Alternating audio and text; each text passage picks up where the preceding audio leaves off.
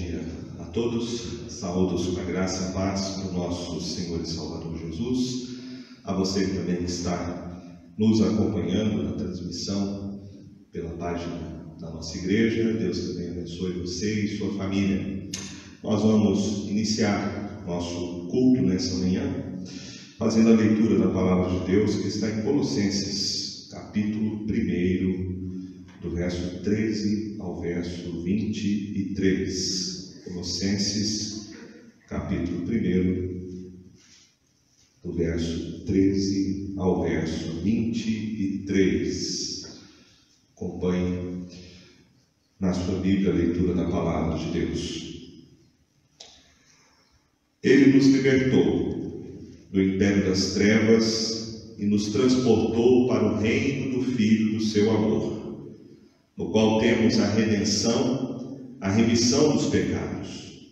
Ele é a imagem do Deus invisível, o primogênito de toda a criação, pois nele foram criadas todas as coisas, nos céus e sobre a terra, as visíveis e as invisíveis, sejam tronos, sejam soberanias, quer principados, quer potestades. Tudo foi criado por meio dele e para ele. Ele é antes de todas as coisas. Nele tudo subsiste. Ele é a cabeça do corpo da igreja. Ele é o princípio primogênito de entre os mortos, para em todas as coisas ter a primazia, porque aprove a Deus que nele residisse toda a plenitude, e havendo feito a paz pelo sangue da sua cruz, por meio dele reconciliasse consigo mesmo todas as coisas, quer sobre a terra, quer nos céus. E a vós outros também, que outrora éreis estranhos e inimigos do entendimento pelas vossas obras malignas, agora, porém, vos reconciliou no corpo da sua carne, mediante a sua morte, para apresentar-vos perante ele santos, inculpáveis e irrepreensíveis, se é que permaneceis na fé, alicerçados e firmes, não vos deixando afastar da esperança do Evangelho que ouvistes e que foi pregado a toda criatura debaixo do céu, e do qual eu, Paulo, me tornei ministro. Vamos orar. Senhor, nós queremos te adorar nesta manhã por ter nos dado o teu Filho Jesus, e como acabamos de ler na sua palavra, é por meio dele que todas as coisas foram criadas. Tudo existe por meio dele e para ele.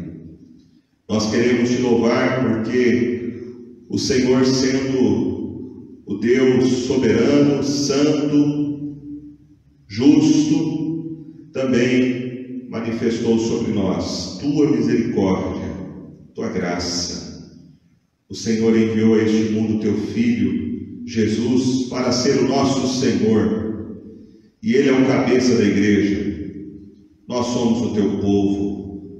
Louvado seja o teu nome, porque podemos te adorar nesta manhã. Podemos te agradecer por tudo que o Senhor tem feito por nós. Queremos te louvar, ó Deus, por ser o Criador de tudo que há à nossa volta, mas também por ser o nosso Salvador. Receba a nossa gratidão, nosso louvor, em nome de Jesus. Amém.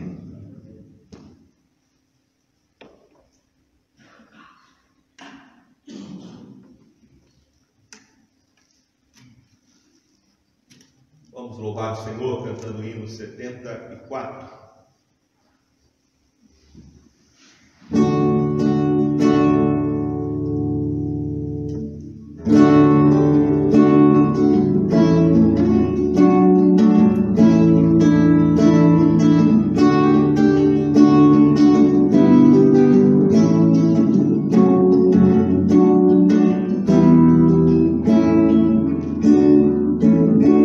Jesus, Senhor, me achei.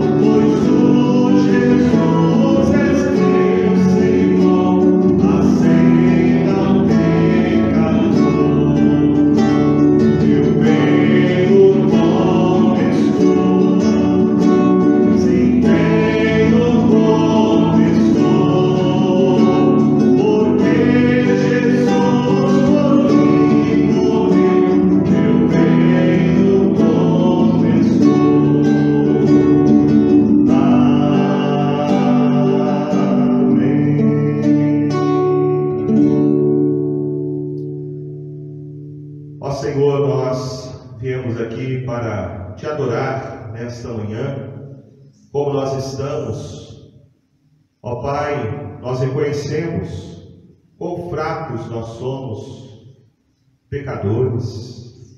Carecemos de Ti, Senhor, carecemos da Tua graça, e nós te pedimos que, por meio de Jesus, o Senhor aceite as nossas vidas, que através de Cristo Jesus, onde temos a nossa redenção, o Senhor seja glorificado nesta manhã, e tudo que nós fazemos seja sempre, Senhor, para te exaltar. Te agradecemos, ó Deus, porque através de Jesus nós temos livre acesso à tua presença. É por meio dele que nós temos comunhão contigo, e é por causa dele, por causa da sua obra, do seu sangue derramado naquela cruz, que o Senhor nos aceita para te adorarmos. Obrigado, Senhor, por ser um Deus de amor, de graça, mas também um Deus santo e um Deus justo. Nós te louvamos por Jesus, o nosso Salvador. Amém.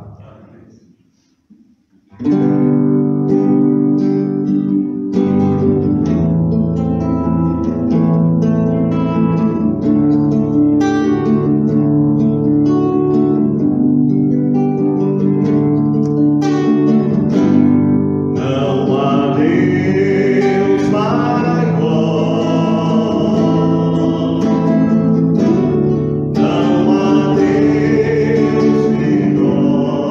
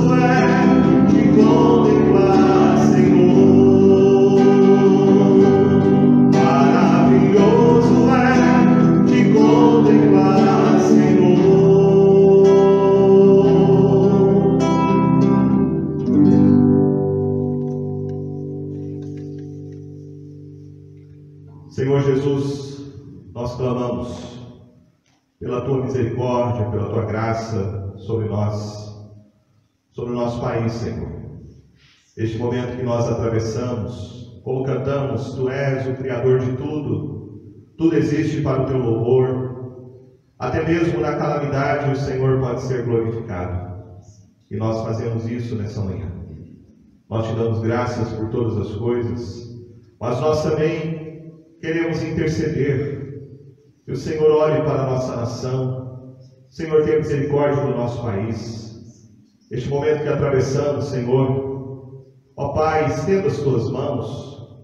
O Senhor tem todo o poder para erradicar este vírus na nossa nação, em todas as nações da terra.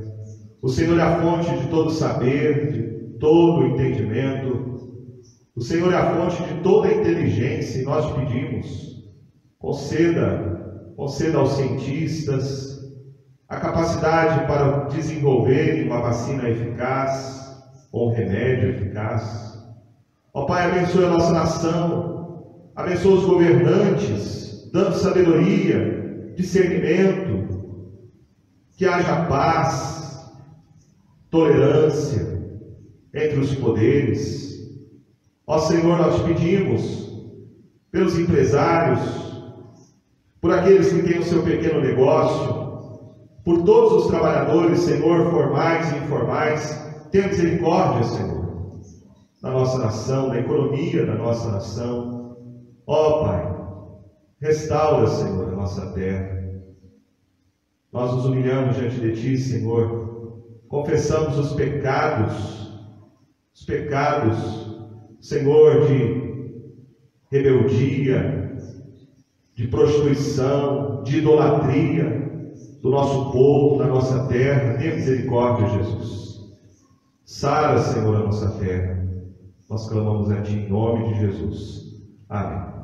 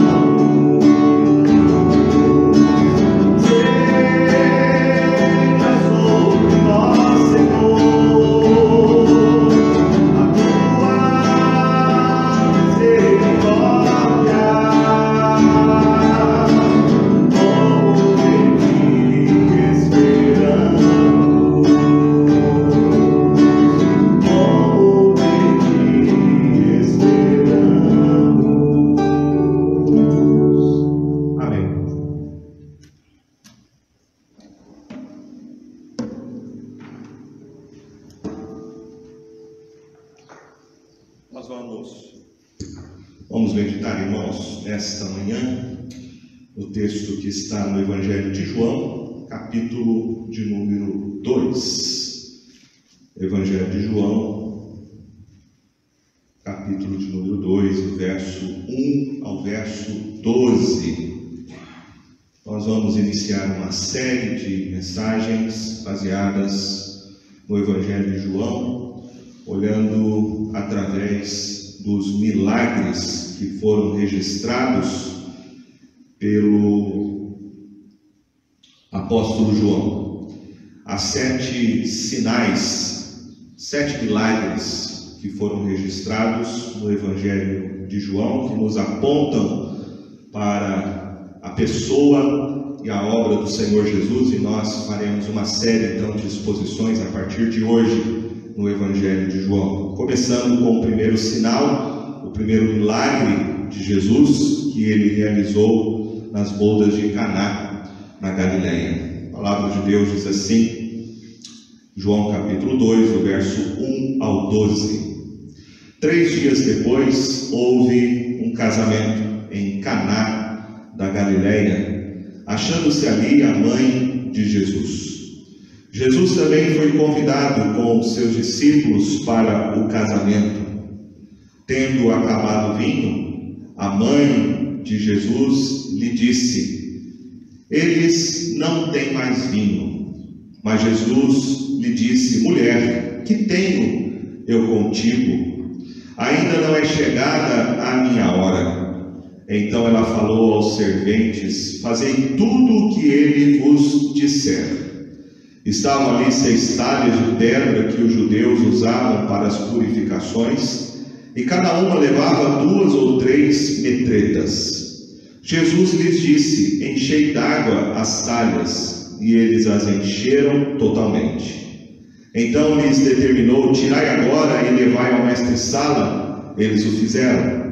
Tendo o mestre-sala provado a água transformada em vinho, não sabendo de onde viera, se bem que o sabiam os serventes que haviam tirado a água, chamou o noivo e lhe disse: todos costumam pôr primeiro o bom vinho, e quando já beberam fartamente servem o inferior.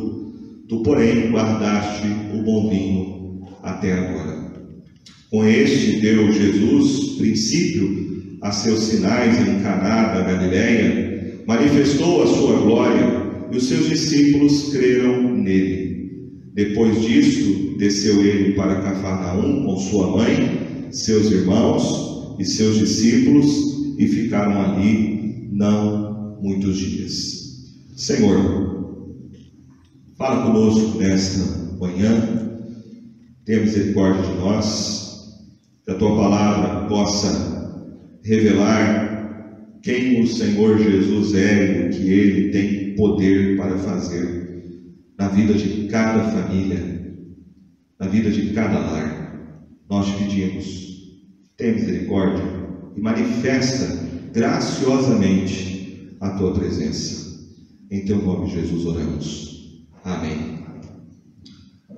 Bom, a família tem vivido dias difíceis nesse tempo de quarentena. São muitos os casos de famílias que, por causa desse convívio neste período, pelas pressões, sejam elas de ordem econômica, sejam por causa das preocupações sobre a contaminação do vírus.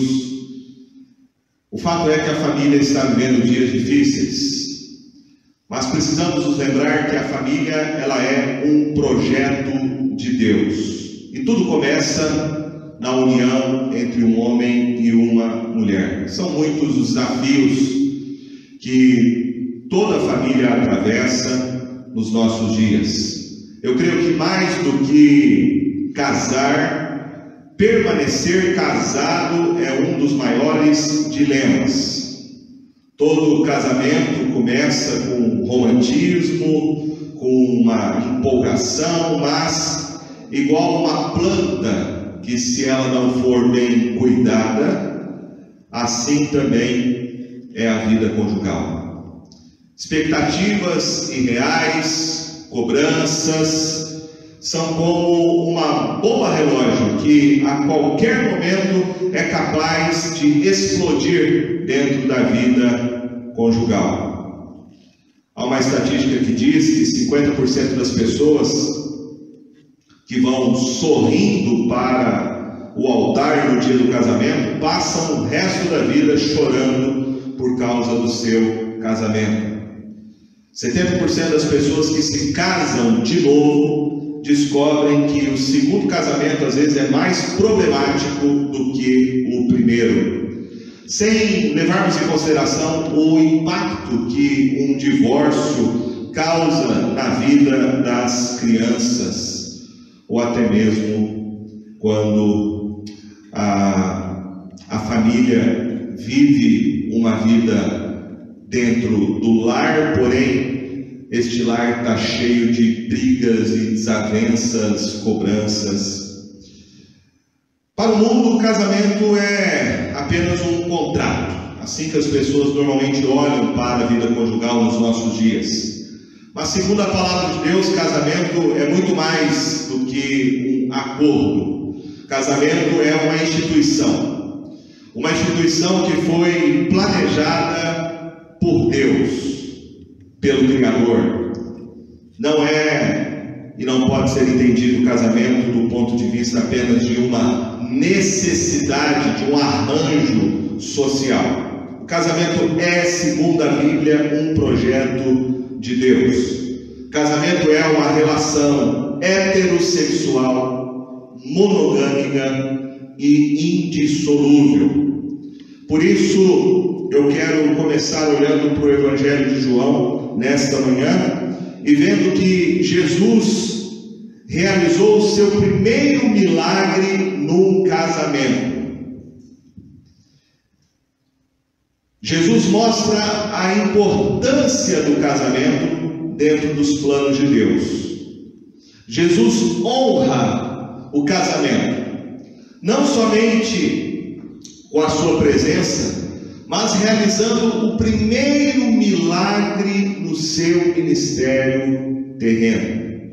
O objetivo de João é ensinar que Jesus não era apenas um homem, mas, como ele mesmo diz, o Senhor Jesus é o Verbo de Deus que se fez carne. João 1,14. E o Verbo se fez carne e habitou entre nós, cheio de graça e de verdade, e vimos a sua glória, glória como do unigênito do Pai. João vai defender então em todo o Evangelho a plena humanidade e a plena divindade do Senhor Jesus. E o seu primeiro milagre cumpre este propósito. O primeiro milagre de Jesus foi feito numa festa de casamento, para revelar para todas as famílias que todos os lares precisam da presença de Jesus em sua casa.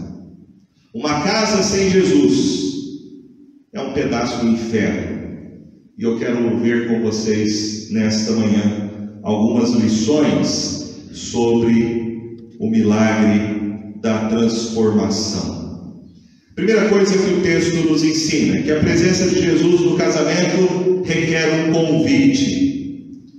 A presença e a intervenção de Jesus naquele casamento salvou aquela família de um grande constrangimento.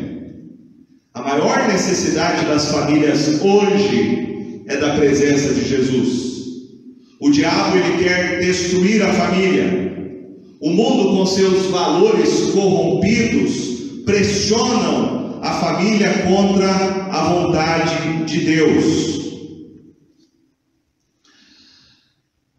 O seu lar, ele pode ter tudo. O seu lar pode ter dinheiro, o seu lar pode ter conforto, o seu lar pode ter saúde, amigos, prosperidade, mas se Jesus não é o centro da vida do seu lar, está faltando o principal. Só Jesus pode satisfazer a nossa alma, só Ele pode dar sentido pleno à nossa família e ao nosso casamento.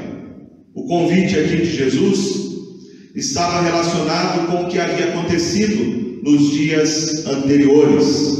O texto fala: 3 dias depois houve um casamento em Caná da Galileia. João aqui está se referindo àquela semana quando João Batista havia testemunhado de Jesus para os seus discípulos e o Senhor havia se manifestado tanto para Filipe quanto para Natanael.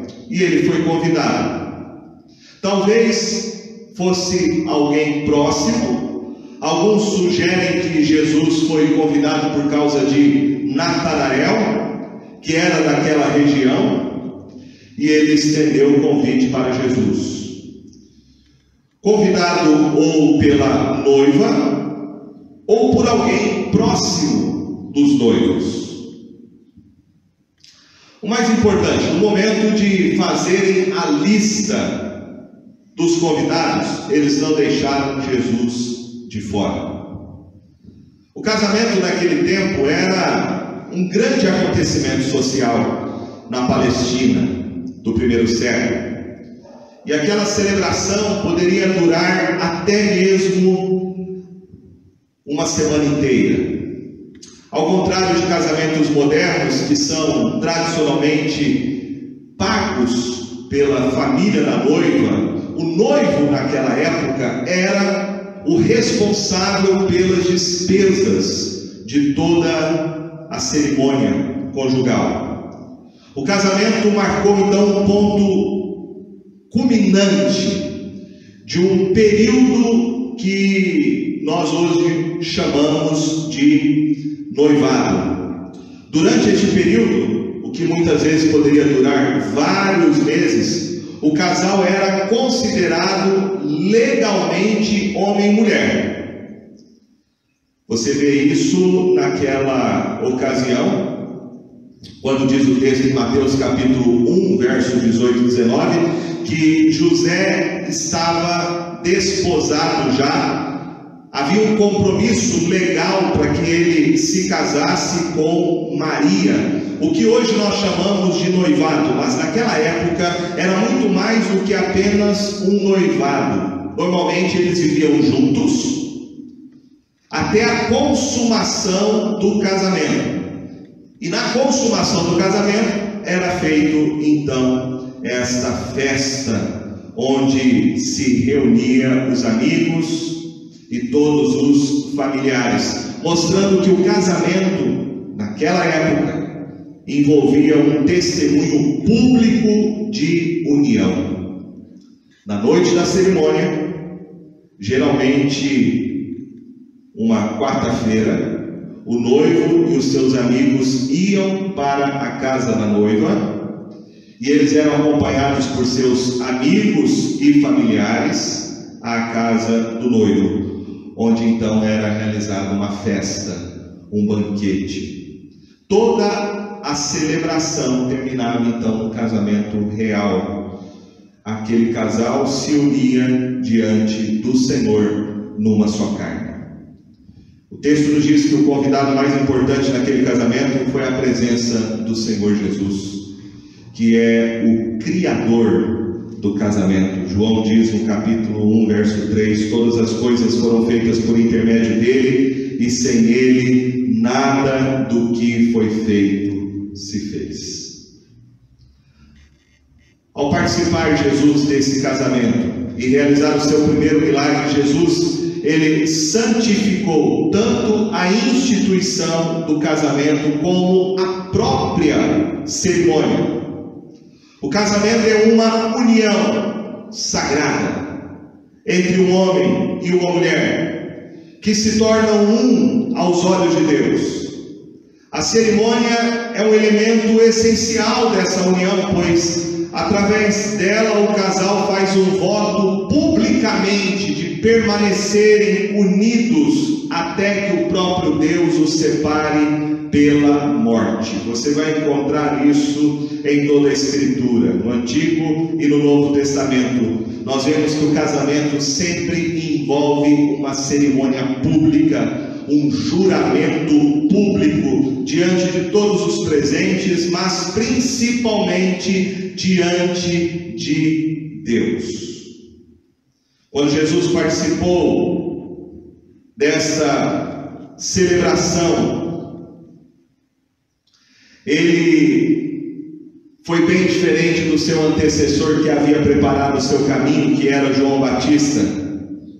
João Batista, que era alguém recluso, que era alguém que era uma voz no deserto, Jesus, diferentemente do ministério de João Batista, é alguém que vem se socializar com as pessoas, ministrando a elas em suas atividades diárias. E por isso o casamento estava na agenda de Jesus. Foi a sua prioridade. Aquela família que estava começando convidou Jesus para o seu casamento. E Jesus permaneceu, esteve presente com aquele casal e transformou a vida deles. Quero dizer para todos essa manhã que sem a presença de Jesus, um lar, um casamento, está fadado ao fracasso. Um lar sem Jesus é uma miniatura do inferno. A felicidade de um casal e de uma família dependem exclusivamente da presença de Jesus. Portanto, convide Jesus para fazer parte da sua família. Convide Jesus para fazer parte do seu casamento. O grande pregador Spurgeon, falando sobre isso, ele disse: a missão de Jesus é uma obra de felicidade e por isso ela tem início com uma festa de casamento. Jesus quer realizar grandes coisas na nossa casa, no nosso lar.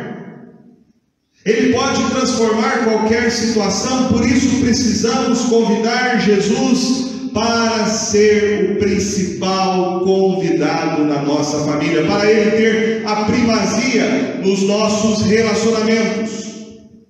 E você pode fazer isso pela fé. O apóstolo Paulo diz em Romanos 10, verso 9, que se com a tua boca confessares Jesus como Senhor e em teu coração creres que Deus ressuscitou dentre os mortos, será salvo.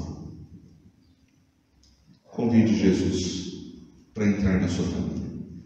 Convide Jesus para fazer parte do seu casamento. Ele é o cordão com a terceira dobra, diz o texto bíblico, que não se arrebentará com facilidade. Segunda coisa que nós aprendemos é que a presença de Jesus no casamento não impede que coisas desagradáveis aconteçam. Naquela época o casamento poderia durar até 7 dias. O noivado durava cerca de 1 ano. E as despesas da festa eram de responsabilidade do noivo. O texto diz que o vinho acabou em meio à festa. Isso era algo extremamente constrangedor, era algo vergonhoso, gerava muito constrangimento e poderia até abrir uma precedência para que a família da noiva processasse judicialmente o noivo por não cumprir com as suas responsabilidades. O vinho naquela época era usado como se fosse uma bebida. Normalmente as pessoas diluíam o vinho com água, não havia bebedice, as pessoas não estavam aqui embriagadas, até porque dentro da cultura judaica isto era visto como algo muito vergonhoso. Mas muito mais do que o vinho ter acabado, a simbologia do vinho tinha um aspecto muito importante dentro da cultura judaica. O vinho era símbolo de alegria. O vinho era símbolo de prazer. E podemos dizer então, dessa forma, que muitos casamentos estão pela vida sem o vinho da alegria, o vinho do prazer. Existem casamentos em que a festa já acabou, o que há apenas uma rotina cansativa, estressante. Muitos casais que começam como 2 amantes acabam com o decorrer dos anos se tornando apenas 2 irmãos. A alegria se acaba, a satisfação acaba não durando por causa das rotinas, das cobranças e pressões, acaba havendo brigas, agressões, insatisfação. Em todo e qualquer casamento, o que é imprevisível, o que é desagradável, acontece. Não existe casamento perfeito, não existe casamento imune aos problemas. Casais hoje vivem esse drama do desencanto, da decepção, da amargura. Há muitos casais hoje que estão feridos, que estão machucados, desiludidos. Li recentemente que, por causa da quarentena, os conflitos aumentaram. Agressões contra a mulher, contra idosos, abuso infantil.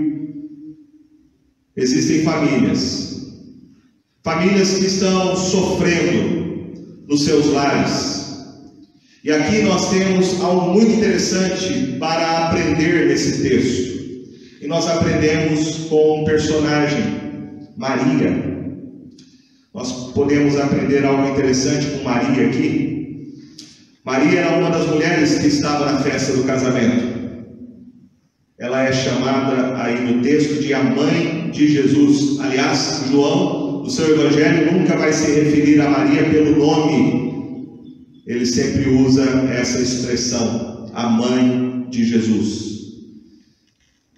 Ela e Jesus foram a este casamento, e isso sugere que eles poderiam ser parentes das famílias do casamento ou amigos muito próximos desta família. Isso explicaria porque que Maria parece ter sido mais do que apenas uma convidada. Aparentemente ela tinha alguma responsabilidade de ajudar a família do noivo durante a celebração. Veja, por exemplo, que ela estava ciente da situação, sobre a falta do vinho. E ela tomou a iniciativa de resolver aquele grave problema. A terminologia aqui diferente usada em relação a Maria, diz o texto, achando-se ali, você vai ver que Jesus e os seus discípulos, eles foram convidados. Essa expressão sugere que ela tinha algum papel no serviço, durante a realização do casamento. José aqui, marido de Maria, ele não é mencionado. Aliás, a última vez que ele aparece nos evangelhos está no relato da viagem a Jerusalém, quando Jesus tinha 12 anos de idade. Pode ser que José aqui já estava morto. Na crucificação, Jesus ele encomenda Maria aos cuidados do próprio apóstolo João. Isso está registrado em João 19, 26, 27. Então, provavelmente José já havia falecido, já havia morrido. Maria estava ali então para ajudar no casamento. Por isso ela conseguiu discernir com rapidez o que estava acontecendo no casamento. Ela usou algo que todas as mulheres são muito boas em fazerem. Ela usou o seu discernimento, a sua sensibilidade feminina. Ela percebeu que o vinho estava acabando e que alguma coisa precisava ser feita. Ela não ficou parada. Ela não guardou o problema só para ela. Ela tomou a iniciativa.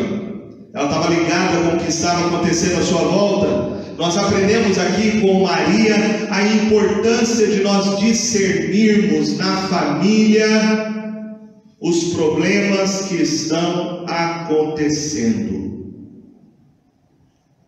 Discernir com diligência. Muitos casamentos acabam naufragando porque os cônjuges não discernem as crises do seu casamento.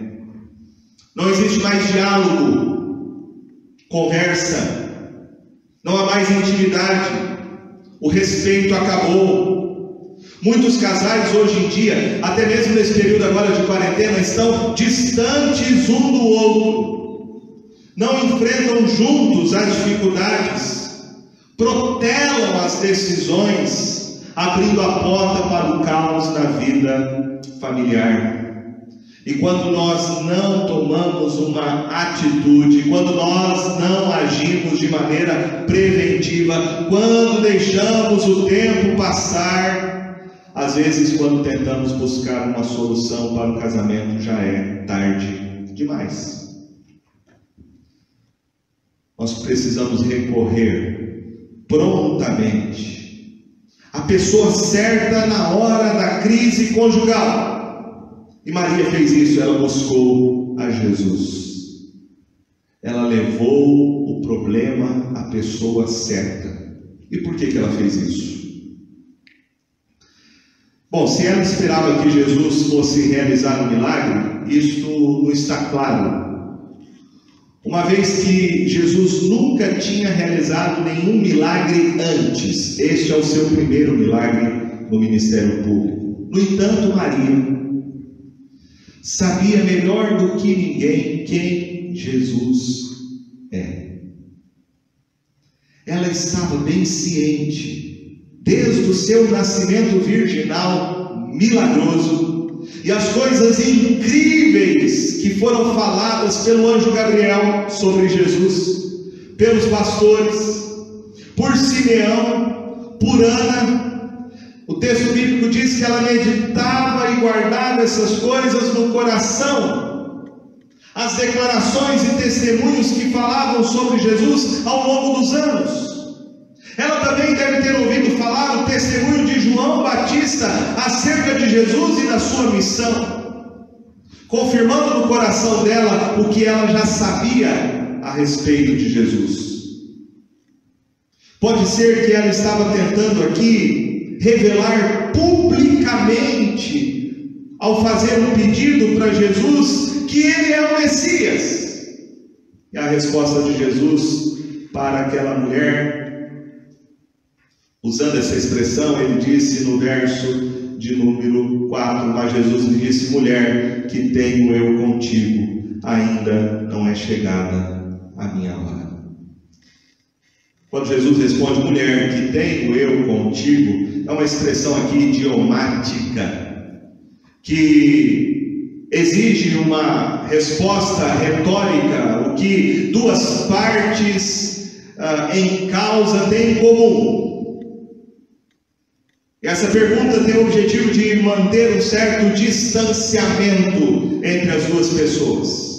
A declaração, juntamente, quando Jesus se dirige a Maria como mulher, em vez dele usar a expressão mãe, era uma expressão educada, mas com firmeza. Ele informou que eles tinham em comum na sua relação uma relação de filho com a sua mãe. E essa expressão mulher seria a mesma expressão que hoje um filho usaria para sua mãe, chamá-la de senhora. Jesus não faltou respeito com a sua mãe terrena, mas Jesus aqui deixa muito claro que, embora ela fosse a sua mãe terrena, chamando-a de senhora, ele mostra que Maria não poderia interferir nos negócios celestiais. Por isso ele diz: mulher, que tenho eu contigo, ainda não é chegada a minha hora.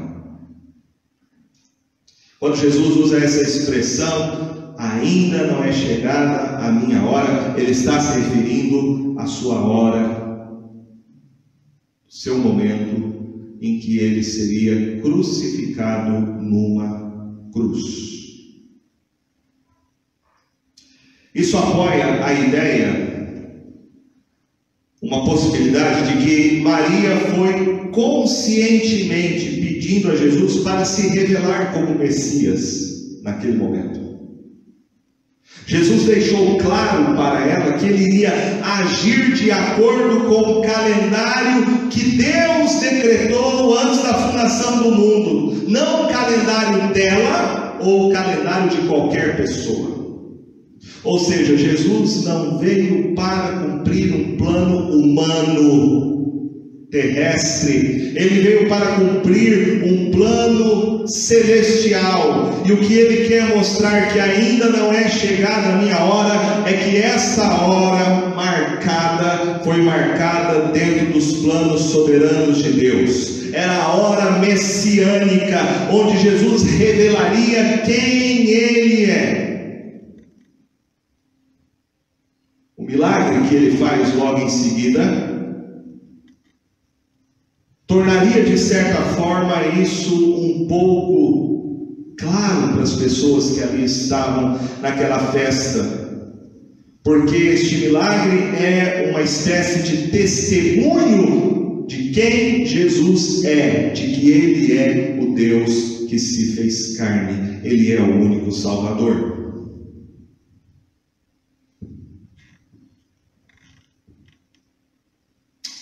O texto diz que então Maria disse para os serventes que estavam ali: fazei tudo o que ele vos disser. Fazei tudo o que eles vos disserem. A palavra serventes que nós temos aqui, interessante, é a mesma palavra para diáconos. A palavra aqui não é escravos, mas diáconos, sugerindo a ideia de que essas pessoas não eram empregados, não eram escravos. O mais provável aqui, isso tem muito a ver com a cultura da época da festa, que eram pessoas comuns, eram os familiares, eram os amigos que estavam ajudando aquele jovem casal na celebração do seu casamento. O que o texto nos ensina é que a relação de Maria com Jesus não dava a ela qualquer condição especial. Maria não poderia interferir no ministério terreno de Jesus, porque Jesus veio cumprir o propósito eterno do Pai, e não uma agenda estabelecida por uma mulher, mesmo que ela fosse a sua mãe terrena. Era no tempo do Pai que Jesus daria a sua vida para morrer na cruz pelos nossos pecados. Mas o que a gente aprende com a atitude de Maria? A gente aprende que o segredo da família não está na ausência de problemas, mas em termos a sabedoria de levar os nossos problemas à pessoa certa.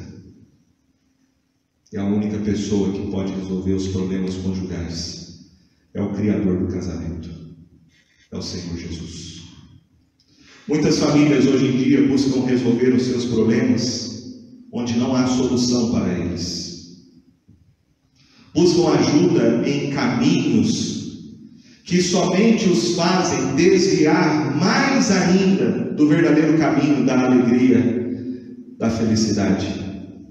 Muitas famílias somente buscam o Senhor Jesus quando estão passando por um momento muito difícil, de muita dor. E o que nós temos que entender é que nós não precisamos apenas de Jesus quando a coisa está complicada, quando a crise está instalada. Nós precisamos de Jesus no nosso lar, nós precisamos de Jesus no nosso casamento, os filhos precisam de Jesus nas suas vidas todos os dias, porque sem Ele nada podemos fazer. Jesus é o único que é a resposta para todos os problemas, para todas as angústias e insatisfações da alma humana. O que Maria aqui nos ensina é que precisamos reconhecer a exclusividade, a suficiência de Jesus para os problemas da nossa família. Veja, em terceiro lugar, que o texto nos ensina que a presença de Jesus no casamento, então, foi algo transformador. Do verso 8 ao verso 11 nós vemos isso. A presença de Jesus no casamento é necessária para produzir milagres. A sua presença é transformadora. Nós aprendemos aqui como que isso ocorreu. Nós podemos dizer primeiro que o milagre de Jesus foi algo funcional. Funcional. Por quê? Jesus quer ensinar algo aqui muito importante. A primeira coisa é que o milagre de Jesus ensina o princípio da obediência à sua palavra. O casamento é uma ilustração do Evangelho. Deus criou o casamento para ser o reflexo de uma unidade que existe entre o Pai, o Filho e o Espírito Santo.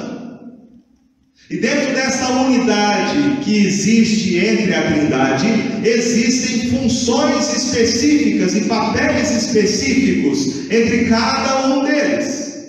O Pai é o Criador de todas as coisas. Não foi o Pai que veio ao mundo, mas o Pai enviou o seu Filho ao mundo para ser o Salvador. E não é o Filho que habita no coração daquele que crê nele, mas é o seu Espírito que vem ao coração daquele que se arrepende e crê. Enviado da parte do Pai e da parte do Filho. Portanto, assim como há uma unidade na Trindade e há papéis distintos nela, assim também o casamento deveria ser o reflexo disso. Paulo fala muito bem a respeito quando ele diz em Efésios, no texto de Efésios, capítulo 5, no verso de número 31 e 32, e ele diz assim: eis porque deixará o homem a seu pai e sua mãe, se unirá a sua mulher, e se tornarão os dois uma só carne. Grande é este mistério, mas eu me refiro a Cristo e à igreja. Grande é este mistério.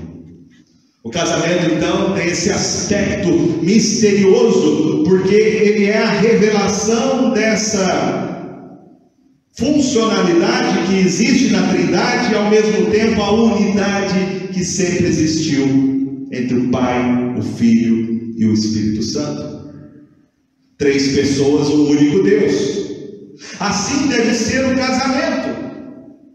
Ele deve refletir a imagem e semelhança daquele que o criou. Sabemos que o casamento foi quebrado pelo pecado. O pecado causou a separação entre o primeiro casal.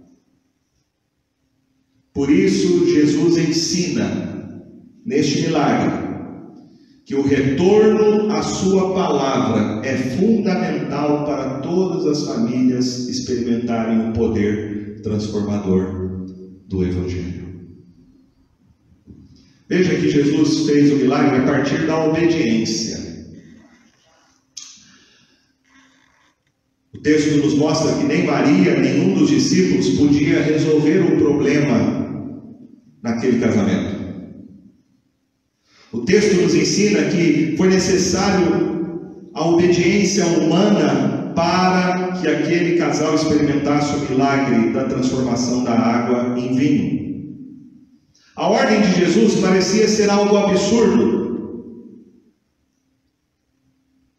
Mas nós, se quisermos experimentar as maravilhas acontecendo na família, nós precisamos exercitar uma pronta obediência às ordens de Jesus. Precisamos deixar de lado as nossas racionalizações e submeter-nos à autoridade da sua palavra. E isso é fé. Fé na prática se traduz por obediência. Fé é muito mais do que uma afirmação positiva diante das dificuldades. A fé genuína move o coração para fazer a vontade de Deus. A fé em Jesus, em sua palavra, produz obediência, produz obras. É isso que Tiago diz, que uma fé sem obras, ela é morta, ela é falsa. Tiago 2,19 diz: crê tu que Deus é o só? Fazes bem, até os demônios creem e tremem. Então uma fé genuína é uma fé em que nós nos submetemos à palavra de Jesus, à autoridade de Jesus, ao Evangelho. E sempre que obedecemos ao Evangelho para viver uma vida conjugal, nós vamos experimentar uma transformação. Sempre quando nós nos submetemos aos propósitos de Deus para vivermos a vida conjugal, do marido ser o que Deus quer que ele seja, da esposa ser o que Deus quer que ela seja, dos pais serem o que Deus quer que eles sejam, dos filhos serem o que Deus quer que eles sejam, a família experimentará o poder transformador da palavra de Jesus.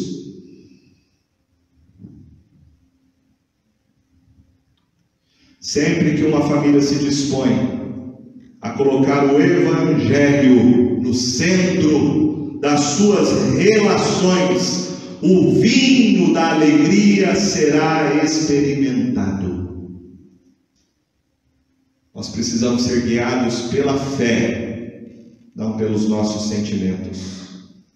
Aquelas pessoas na festa não questionaram, não relutaram, nem duvidaram da palavra de Jesus. Eles encheram de águas as talhas e eles levaram a água ao mestre-sala. E quando ele enfiou a cuia dentro da água, o milagre já havia acontecido. A água se transformou em vinho.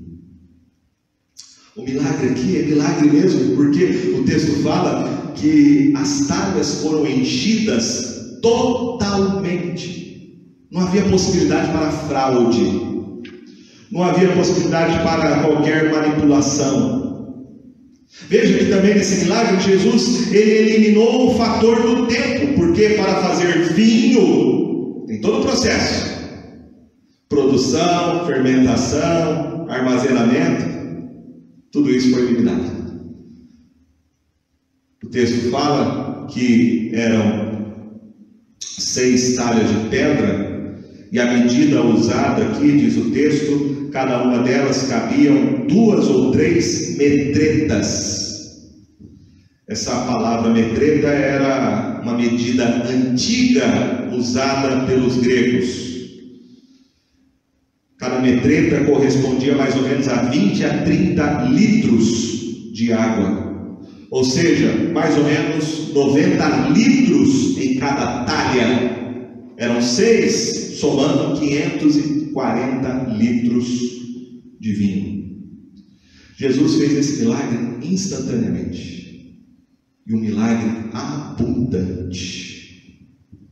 O milagre de Jesus acontece quando nós nos submetemos a confiar na sua palavra.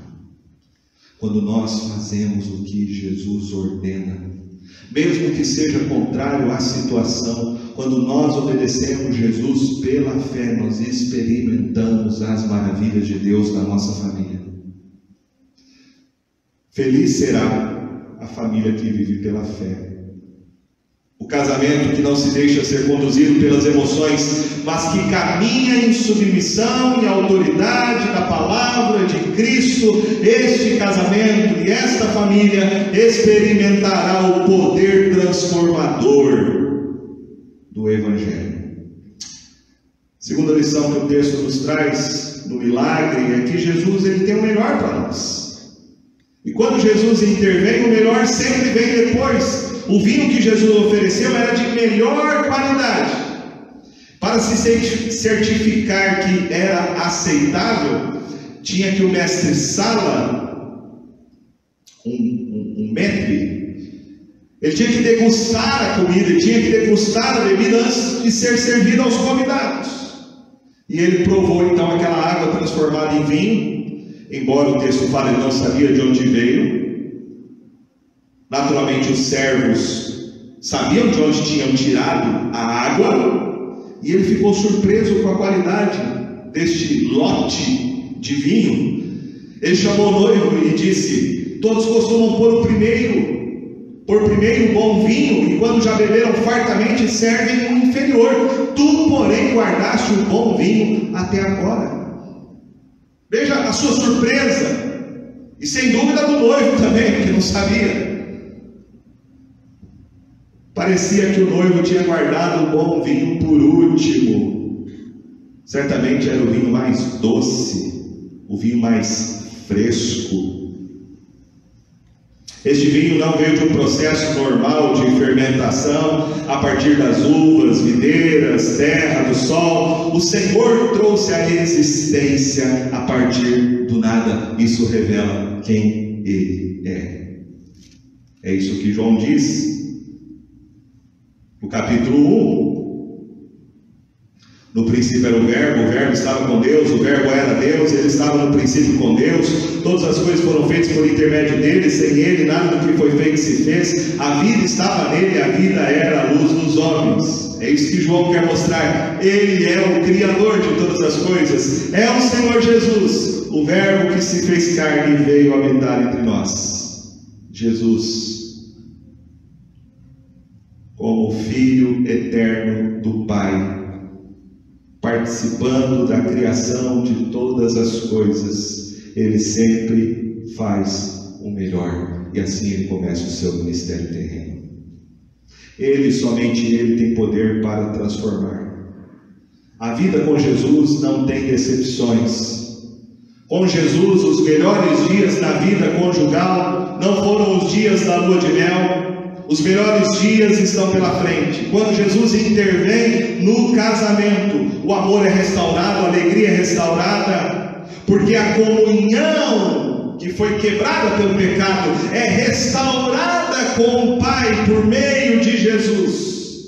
Portanto, com Jesus e somente com Jesus é que um casamento pode viver os propósitos de Deus. Qual foi o objetivo desse milagre? Veja que o texto nos fala que o objetivo tem dois propósitos. Primeiro, ele manifesta a glória do Senhor. Verso 11 diz: com este deu Jesus princípio a seus sinais em Caná da Galileia, manifestou a sua glória. Manifestou a sua glória. Jesus manifestou a sua glória, ou seja, Ele manifestou quem Ele é. É isso que diz o verso 14 do capítulo 1 de João: o Verbo se fez carne, habitou entre nós, cheio de graça e de verdade, e vimos a sua glória. Glória como do unigênito do Pai. Jesus manifestou quem Ele é, manifestou a sua glória através deste milagre. Então nós aprendemos que os milagres de Jesus, registrados em João, não foram apenas para exibir os seus atos poderosos de compaixão, mas foram para revelar quem Ele é. Ele não é apenas um profeta, Ele não é apenas um rabino, Ele é o Verbo de Deus, Ele é o Filho de Deus, Ele é o Salvador enviado pelo Pai ao mundo.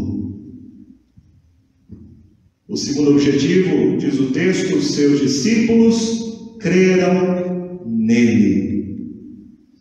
Depois deles terem ouvido o testemunho de João Batista, que Jesus é o Messias, capítulo 1, verso de número 34, dizendo: pois eu de fato vi e tenho testificado que Ele é o Filho de Deus. Depois de ouvir as palavras de Jesus, verso 39, respondeu-lhes: vinde e vede. Foram, pois, e viram onde Jesus estava orando, e ficaram com ele aquele dia, sendo mais ou menos a hora 10ª. Agora o texto, no capítulo 41, diz o texto: ele achou primeiro o seu irmão Simão, a quem disse: achamos o Messias, que quer dizer Cristo. Então eles já haviam crido em Jesus, já sabiam que Jesus era o Messias. Através desse milagre vem a confirmação. Então, a confirmação. O milagre é uma confirmação. O milagre é uma testificação da palavra que eles já tinham ouvido a respeito de quem Jesus era. O milagre é uma confirmação de quem Jesus é. É uma autenticação que Jesus é o Filho de Deus. Muitos outros viram. Nós vimos, lendo o Evangelho. E este é o propósito de nós termos o Evangelho em nossas mãos, de nós lermos esse milagre, de nós vermos esse milagre e nós crermos também que Jesus é o Filho de Deus, que Ele é o Messias, com a mesma fé que os primeiros discípulos tiveram. Aliás, esse foi o propósito de João ter escrito não só o relato deste milagre, mas de todo o Evangelho. Veja o que ele diz no final, capítulo 21, verso 25, diz assim: há porém ainda muitas outras coisas que Jesus fez. Se todas elas fossem relatadas uma por uma, creio eu que nem no mundo inteiro caberiam os livros que seriam escritos. Capítulo 20, verso 30 e 31, ele diz: na verdade fez Jesus diante dos discípulos muitos outros sinais que não estão escritos neste livro. Estes, porém, foram registrados para que creiais que Jesus é o Cristo, o Filho de Deus, e para que, crendo, tenhais vida em seu nome. Então vemos aqui um duplo propósito. Primeiro, testificar quem Jesus é. Os milagres têm esse propósito, os sinais têm este propósito. Testificar quem Jesus é. E quando você crê no que a Bíblia diz sobre Jesus, que Ele é o Salvador, o texto diz, você passa a ter vida eterna. Vida eterna. Quero terminar dizendo que quando Jesus intervém na família, as pessoas glorificam a Deus e creem nele. Jesus aqui está mostrando que para um casamento, para uma família viver os propósitos de Deus, essa família precisa crer nele como o único e suficiente Salvador. Jesus é a maior necessidade da sua família. Quem sabe nesse tempo de quarentena você acha que você precisa de dinheiro, de um emprego, de saúde, de mais conforto. Parafraseando Jesus, de que adianta o homem ganhar o mundo inteiro e perder a sua alma? De que adianta você ganhar o mundo inteiro e você perder o seu casamento? De que adianta você ganhar o mundo inteiro e você perder a sua família? Jesus quer ser o centro do seu lar, o centro do seu casamento, o centro da relação entre você e os seus filhos. E não existe maior milagre do que ter uma família restaurada por Jesus. Não há nada que promova tanto glória a Deus do que ver um casamento sendo restaurado e uma família experimentando a verdadeira graça do Senhor Jesus. Quando Ele restaura um lar e uma família, esta família será um testemunho poderoso de que o Evangelho é suficiente e é o único remédio para curar os problemas que há entre todos nós, problemas relacionais.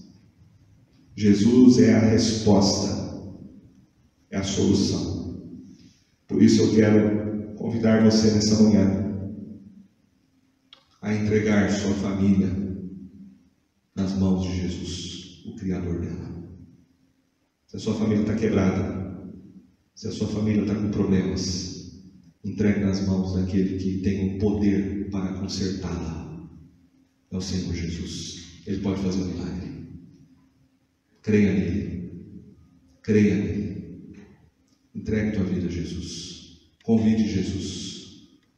Quem sabe o vinho acabou, a alegria acabou, a paz acabou. Jesus pode transformar o seu casamento, transformar a sua família. Creia nele. Convide Ele para ser o Senhor e Salvador. Creia na palavra dEle. Viva debaixo dessa palavra. Viva debaixo do Evangelho no seu casamento, na educação dos seus filhos. E você vai experimentar o poder transformador de Jesus. Amém? Vamos orar. Senhor, reconhecemos o quanto precisamos de Ti, Senhor. Nós somente vamos conseguir ser uma família que viva de acordo com os Teus propósitos. Só vamos ser uma família que viva em unidade, em comunhão. Só vamos ter verdadeira alegria e satisfação se o Senhor de fato for o centro, se o Senhor de fato for o alicerce, se o Senhor de fato for o único salvador da nossa família. Reconhecemos que o nosso problema, Senhor, não é apenas econômico, financeiro, falta de conforto, de bens materiais, não é apenas uma questão de problemas de saúde, de enfermidades. Nosso problema é muito mais grave. O nosso problema é o nosso pecado, a nossa rebeldia. E nós te louvamos porque nessa manhã nós podemos ver na tua palavra que tu enviaste o teu Filho a este mundo, o teu Filho, para ser o nosso Salvador, e nele, através dele, nós somos reconciliados contigo, ó Deus, e através dele, da sua obra, os nossos relacionamentos quebrados pelo pecado podem ser restaurados. Por isso eu te peço, Jesus, venha sobre a nossa família, venha sobre este lar, venha sobre este casal, restaura a vida dessa família. Restaura o relacionamento deste pai com seu filho, deste filho com seu pai. Seja o centro das nossas casas. Manifeste o teu poder, Jesus, e a tua glória no nosso lar, na nossa família. Para nós vivermos tendo o Senhor como a nossa rocha, o Senhor como o nosso alicerce. E a tua palavra diz que quando passamos pelas tempestades, a nossa casa edificada na rocha, que é Cristo Jesus, ela resistirá, ela sobreviverá a qualquer tempestade. Precisamos de ti, Jesus, precisamos de ti na nossa casa, no nosso lar. Manifesta a tua graça, o teu poder, para a tua glória, Jesus, oramos. Amém. Amém. Que assim, meus irmãos, a graça do nosso Deus, o amor de Jesus e as consolações do Espírito seja sobre a sua casa, o seu lar, até o dia glorioso da volta de Jesus. Amém. Amém. Deus abençoe.